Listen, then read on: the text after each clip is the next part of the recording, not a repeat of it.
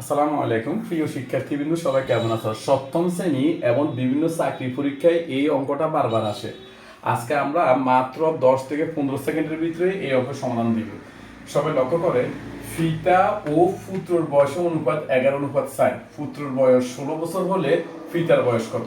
সহজ, আমরা লিখব ফিতা বাই পুত্র। কেন এটা লিখলাম? দেখেন, আগে ফিতা আছে পরে পুত্র আছে, এই জন্য আগে ফিতা পরে পুত্র। ফিতার বয়স কত? এখানে 11 লিখলাম আমরা ফিতার ক্ষেত্রে 11, আর পুত্রের ক্ষেত্রে কত লিখবো? 4। মানে ফিতার বয়স 11 বছর, পুত্রের বয়স 4 বছর, রাইট? এখন দেখেন, বা এখানে দেখেন ফিতার পিতা বসে গেছে, আর পুত্রের একটা বয়সের মান লাইন আছে। পুত্র বয়সের মান কত? 16 বছর। লিখলাম আমরা এখানে 16 সমানের সমান 11 4 4। আশা করি সবাই বুঝতে পেরেছেন।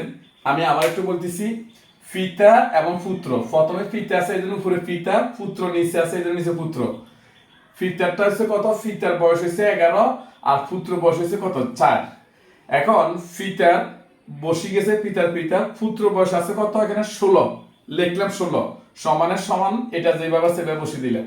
এখন দেখেন, সুতরাং আমরা কি লিখতে? ফিতার বয়স, ফিতা সমান 11/4 গুণ এই 16। আশা করি সবাই বুঝতে পেরেছেন। 4 কত?